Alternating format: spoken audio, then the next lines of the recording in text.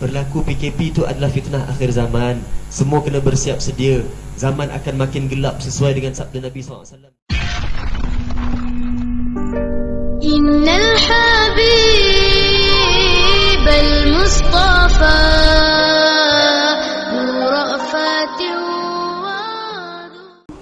Assalamualaikum warahmatullahi wabarakatuh. Alhamdulillah, syukur pada Allah Ta'ala dengan kesyukuran yang tak terhingga. Berlindung dengan Allah Ta'ala daripada murka Allah Subhanahu Wa Ta'ala. Mohon senantiasa rahmat dari Allah Subhanahu Wa Ta'ala. Mohon tetap iman kepada Allah Subhanahu Wa Ta'ala. Mohon peliharaan daripada Allah Ta'ala. Mohon tetap dari Allah Ta'ala, tetap kepada Allah Subhanahu Wa Ta'ala. Mohon agar hati kita senantiasa menghadap kepada Allah Subhanahu Wa Ta'ala dan mohon dipandang oleh Allah Subhanahu Wa Ta'ala. Alhamdulillah, syukur pada Allah Ta'ala, kita dah sekarang dalam zaman akhir zaman, ya, penuh ujian, yang Nabi mengatakan fitnah akhir zaman seperti gelapnya malam, semakin gelap semakin gelap. Kita dah masuk dalam era itu. Kita baca dalam kunut nazilah yang selalu kita baca, ya. Kunut nazilah ni ada macam-macam versionnya, ya. Yang biasa saya baca tu adalah yang kita ikut daripada guru-guru kami di Hadramut sana, oleh imam yang baca di Masjid Khamis. Waktu saya berguru dengan Syekh Abdul Rahman Al-Khatib, maka sembahyang di masjid itu imamnya baca kunut yang ini.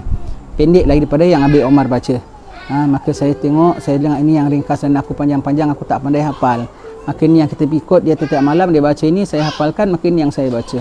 Ya. Baca di antaranya kita minta Allahumma dfa' wasrif 'anna wa 'anil muslimin al-adha wal bala wal waba wal ghala wal amrad wal hurub wasyidah wal fitan ma zahara minha wa ma batan. Ya Allah, aku pelindungkan denganmu, ya Allah, tolakkan daripada kami dan alihkan daripada kami, palingkan daripada kami segala bala dan juga wabak dan juga harga barang mahal dan juga fitnah dan juga penyakit dan juga penganiayaan orang dan juga penindasan dan bagai-bagai dimintakan di situ.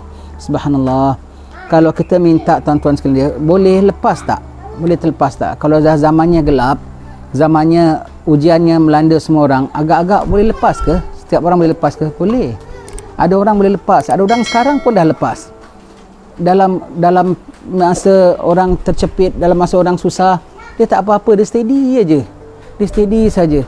Dalam orang bilang kekurangan makan, pada dia memang hari-hari aku dah kurang makan. Maka pada ketika orang kurang makan, pada dia tak kurang makan. Pada dia itulah makan.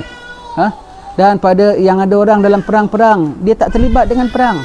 Sana bom, sana kena tikam. Dia nampak, dia tengok. Dia jalan, hal dia. Tak ada siapa pun nak tembak dia, tak ada siapa pun nak tikam dia. Yang Imam Mahdi tu zuhud, dia tawakal ala Allah. Sebab itu nanti apabila zaman Mahdi datang, dia tak herankan duit. Imam Mahdi pergi korek harta sana, Imam Mahdi pergi claim harta sini, Imam Mahdi enggan, nanti dia alamak. Ada orang bilang nanti zaman Mahdi kita sejahtera. Dia akan sejahtera itu sejahtera duit tau. Bukan sejahteranya sejahtera iman. Bahkan dalam Mahdi tu ujian, miskin, lapar. Mana kan tidak nanti mereka ni aku ingatkan bahawa Mahdi boleh happy, bahawa Mahdi gitu punya sempit juga. Allah payahlah. Orang kata akhir zaman itu hari masa Covid, guru-guru semua dah sebut. Tuan-tuan guru, habib-habib kita, tuan-tuan guru yang nampak fitnah-fitnah ini disebut apa? Berlaku PKP itu adalah fitnah akhir zaman. Semua kena bersiap sedia. Zaman akan makin gelap sesuai dengan sabda Nabi SAW. Fitnah akhir zaman makin dekat, makin dekat. Bahkan kita dah dalam hampir-hampir ke muncak fitnah akhir zaman. Dan semua yang berlaku ini adalah helaian-helaian, fasal-fasal ataupun chapter-chapter yang akan menjerumus kepada kemuncaknya akhir zaman. Dan dalam akhir zaman memang dalam akhir zaman. Tapi fitnah akhir zaman kemuncaknya bila sebelum keluarnya Mahdi kan. Keluar je Mahdi itu dah mula kemuncak. Paling kemuncaknya bila Dajjal. Maka nak mula keluar Mahdi itu bila? Sekarang bibit-bibitnya dah mula diaturkan oleh Allah. Semua yang berlaku sekarang adalah aturan. Bagi mereka yang tentera Dajjal adalah sebagai buayan bagi mereka supaya dia lebih leka dan lebih cinta pada dunia. Bagi mereka yang nak berjuang bawah Imam Mahdi, yang nak mati husnul khatimah, yang nak berjuang asalkan bawah Nabi, segala yang berlaku sekarang adalah training dan latihan. Untuk apa? Untuk kau belajar berjimat, untuk kau belajar suka dengan tak ada duit, untuk kau belajar suka dengan kelaparan, untuk engkau rela dengan kepayahan. Jangan asyik komplain aja. Asal susah sikit, ini kerajaan macam-macam tau sekarang, ini kerajaan gini tau, ini susah lah sekarang nak masuk gini susah. Jangan komplain aja. Kena sekarang, daripada sekarang jiwa kita kena pandai menyesuaikan dengan keadaan tanpa banyak komplain. Itu dia akhir zaman. Itu dia akhir zaman. Akhir zaman sederhana sangat. Sahabat-sahabat waktu diboikot 3 tahun, diboikot 3 tahun, apa jadi? Antara riwayat menyebutkan sahabat ni makan rumput. Sampai jauh lepas boikot tu, sahabat-sahabat ni duduk berkumpul. Ente ingatlah, ente dulu, kita dulu kumpul makan rumput waktu kena boikot. Sayyidina Khadijah menyusukan puteri Rasulullah SAW, Sayyidina Fatimah.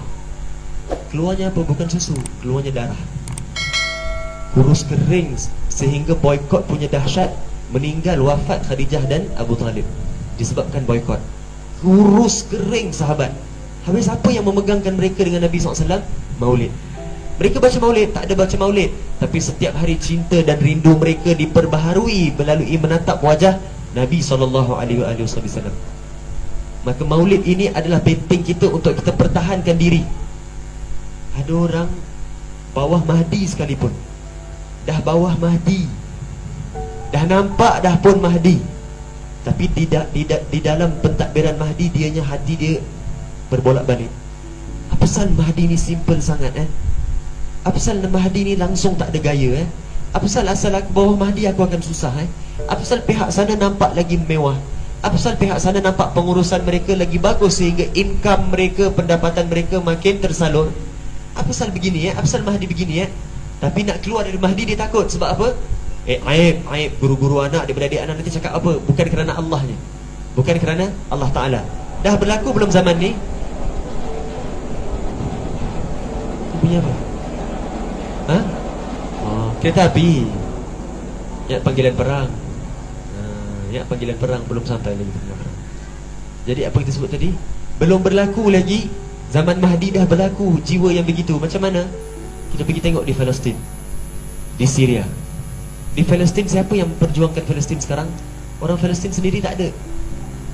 Yang orang Palestin yang memperjuangkan Palestin sebab apa?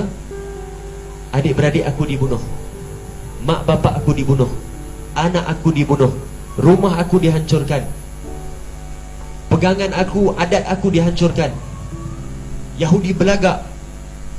Tak ada pun kerana Allah semata-mata, tak ada pun kerana nak menegakkan syiar Rasulullah. Semuanya kerana apa? Personal interest. Adik aku, abang aku, mak aku, bapak aku, rumah aku, duit aku, income aku. Sama tak macam zaman Mahdi? Sama. Dah bawah Mahdi tapi ikutnya dengan Mahdi tu kerana personal interest. Kalau aku keluar, adik aku cakap apa, adik-beradik aku cakap apa, guru aku cakap apa, mak bapak aku cakap apa, tak apalah, aku tahan sikit, aku tahan sikit. Zaman Mahdi kau boleh tahanlah dengan segala tak ikhlas engkau. Keluar je Dajjal dah tak tertahan lagi dah. Menyampah terus dengan kerajaan Mahdi, terus pindah pada Dajjal. Sebab apa? Semua yang dipendam dalam hati Dajjal offer. Apa yang Dajjal offer?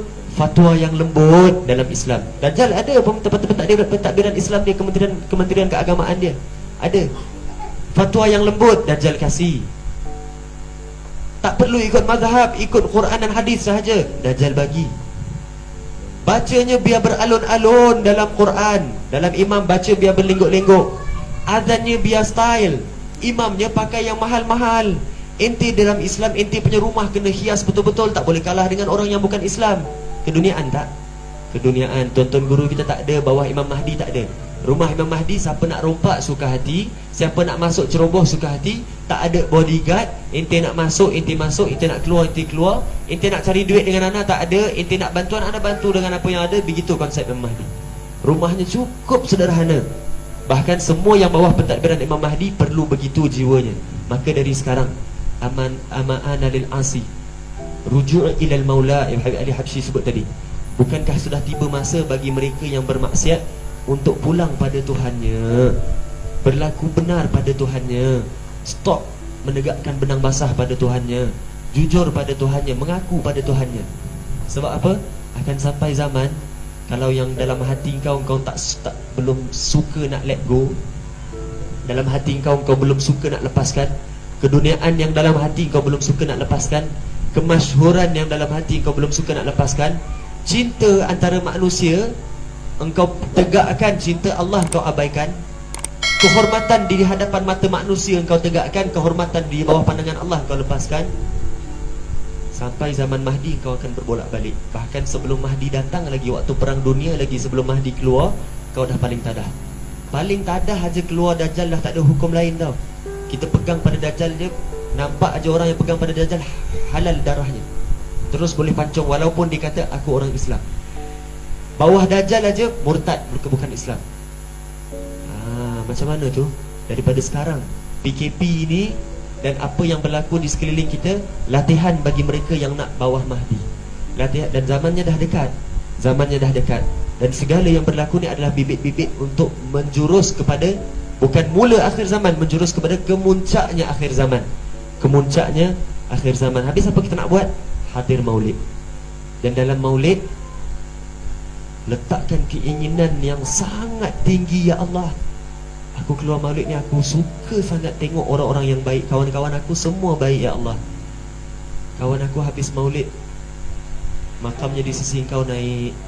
Kawan aku habis maulid, hadir maulid dengan aku, berguru sama guru dengan aku, baca maulid yang sama dengan aku, bersalaman-salaman dengan aku.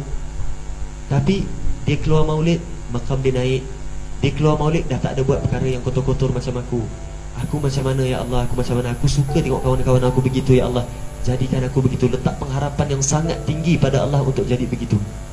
Kemudian yang kedua apa dia? Masuk dalam majlis maulid, sedar bahawasanya Nabi dan Allah tak perlu pada maulid kita. Yang perlu pada maulid ni siapa? Kita. Maka susah payah macam mana pun datang. Orang aja perlu makanan, sanggup beredah SOP apa semua, sanggup ikut SOP, sanggup dengan face masknya, gumamahnya, dengan beraturnya, dengan kadang-kadang dah langgar SOP, sanggup bersepit-sepit apa semua kan, langgar-langgar bahu apa semua, semata-mata nak apa? Beli makanan. Semata-mata nak apa? Roti gardenia. Betul? Kononnya keperluan. Inti masuk maulid ni dia dapat husnul khatimah. Keperluan tak husnul khatimah? Satu keperluan yang lebih dahsyat. Bahkan kita perlu rela lapar asalkan dapat husnul khatimah. Asalkan dapat husnul khatimah. Ini majlis maulid adalah benteng dari Nabi sallallahu alaihi wasallam. Benteng dalam bentengnya Nabi sallallahu alaihi wasallam. Maka masuk, selagi ada majlis maulid yang boleh hadir tanpa darurat, masuk. Yang boleh hadir tanpa darurat, masuk, hadir dan semarakkan majlis maulid. Semarakkan majlis maulid. Wallahu a'lam bissawab.